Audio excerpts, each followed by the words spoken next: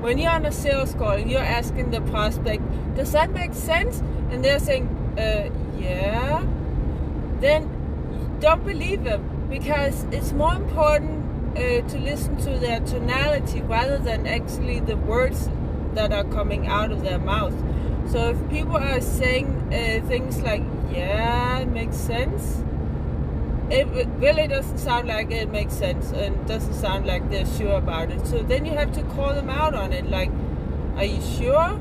You don't sound like you're sure. So you have to actually confront them with that fact, that it doesn't sound like they're sure. So what exactly are you unsure about, so that I can explain it better to you?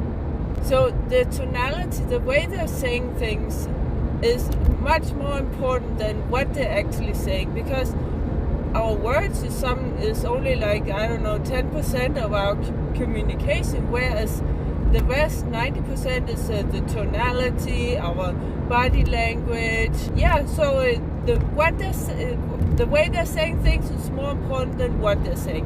Hope it makes sense. Give me a like, follow, and subscribe. Take care.